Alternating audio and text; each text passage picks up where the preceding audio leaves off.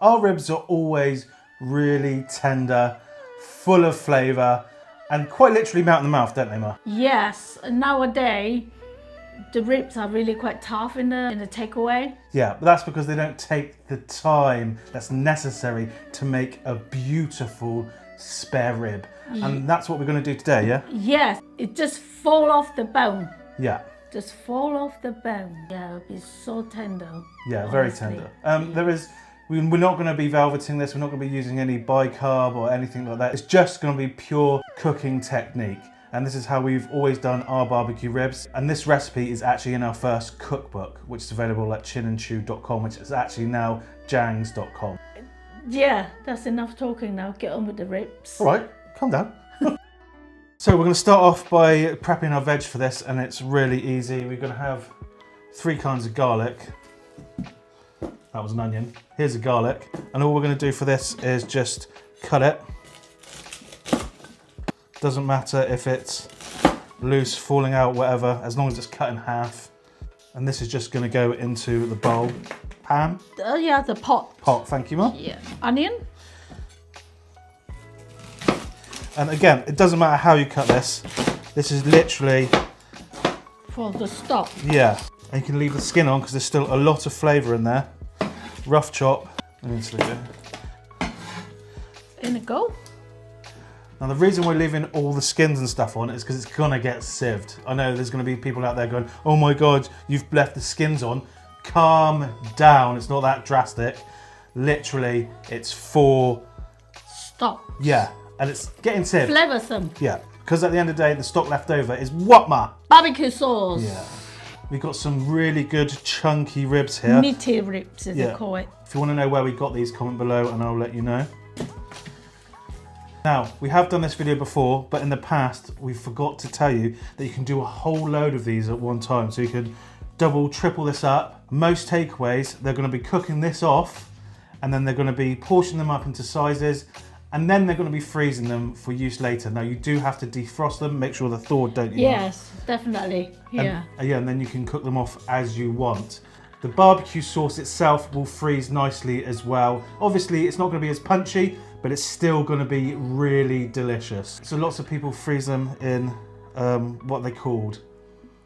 The ice maker. No, ice cube trays. Yeah. That's the ice cube trays. And then they just pop them out as they need them, warm them up, make sure they're boiling, and then thicken it up with potato starch slurry. The sauce itself will last 2 or 3 days in the fridge, as long as you don't thicken it with potato starch slurry or any sort of starch. On a side note, I wouldn't recommend using the sauce again to cook more ribs in because you've already cooked it once. Not only will you lose a lot of flavour, it just isn't totally safe. So we recommend don't do that. Only use it for what, Ma?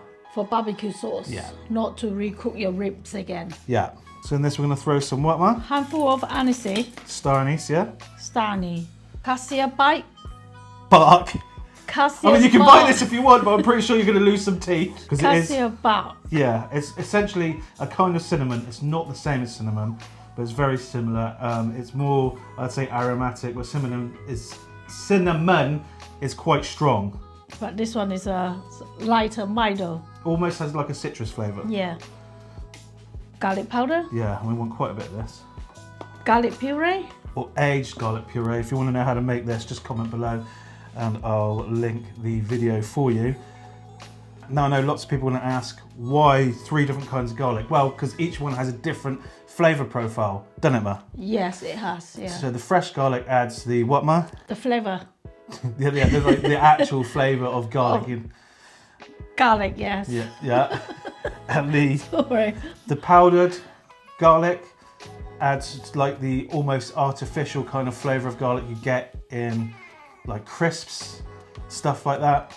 And then the aged garlic adds a real deep aged flavour. Yeah, I can't explain it. It's like a richer garlic, but on its own is almost too strong, and you need like all 3 of them combined to make a really nice aromatic flavour of garlic. You can just use one of each, or it's totally up to you.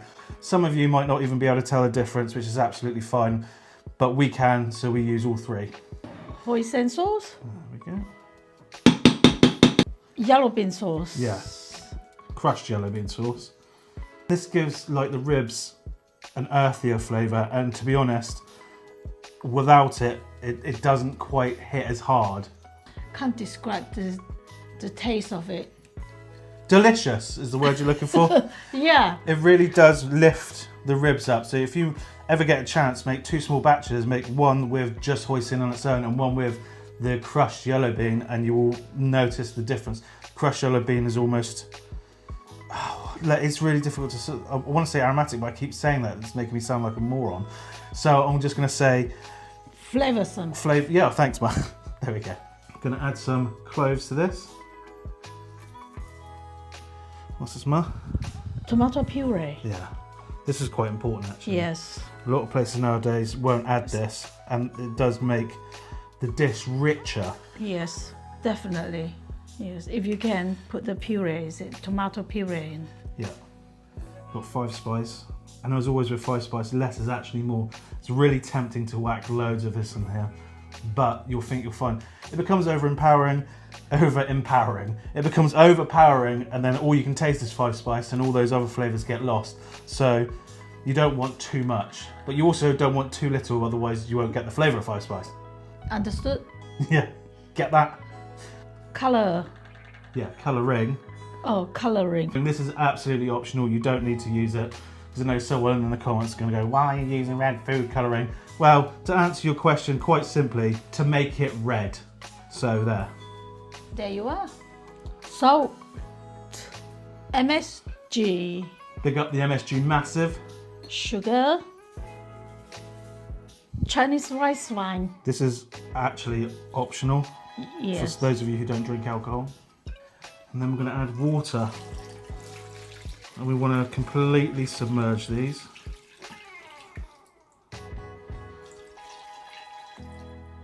So then we're going to mix this up, put it on a high heat, and then let it boil. Well, bring it to the boil, I should say. And then simmer. Yeah, so we're going to turn it down to a medium low heat, and then we're going to let it simmer. Simmer until it tender. Sometimes the ribs are all different. It can take 1.5 or 1 1/4. All depends on the meat. Yeah, the fat content on the meat, how large they are, how thick they are. Generally between 1 hour and 2 hours. Then when this is ready, we're just going to take out the ribs, place them onto a tray to cool down. Then we're going to sieve off the liquor, and that liquor there then can become barbecue sauce. Yes. So you drain it off, taste it first to see if it's strong enough. If it's not strong enough, you just add salt and a bit of MSG and sugar, then thicken it up with potato starch slurry. Or if it's too strong, you just dilute it down with some water, add a touch of salt and MSG to taste, maybe a bit of sugar as well, and then thicken it with potato starch slurry.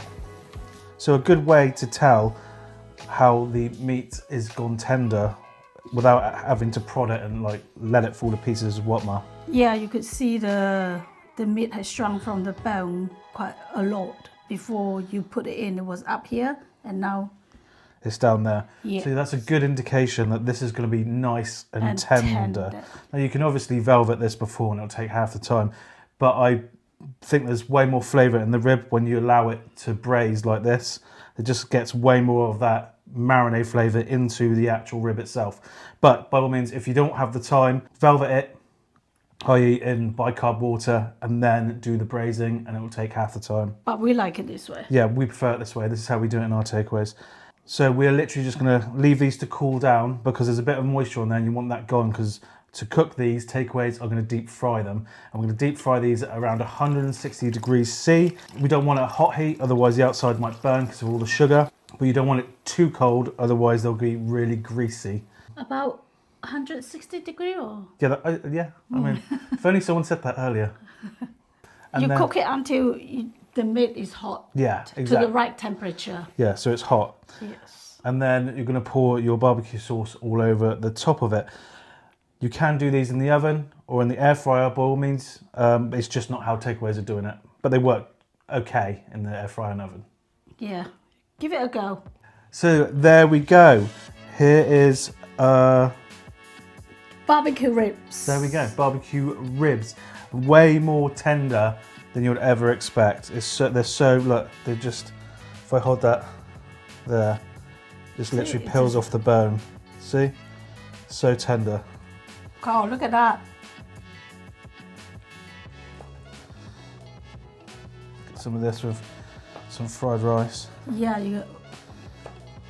we're going to grab some chips and barbecue sauce. Before we do it differently this week.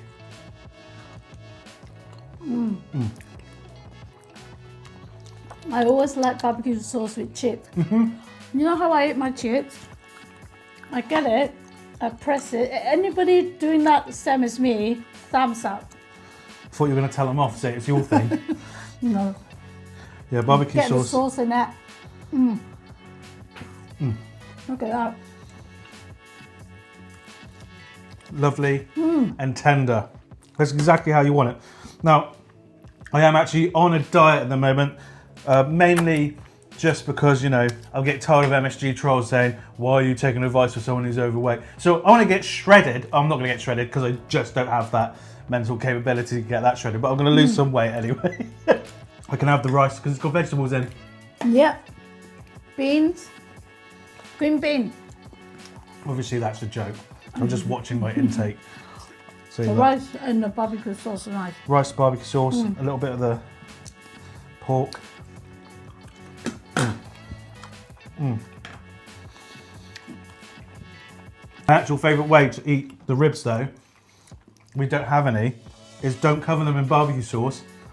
Save the barbecue sauce for the chips, but you just squeeze lemon to the top of the ribs, and it's so much better than just barbecue ribs, in my opinion.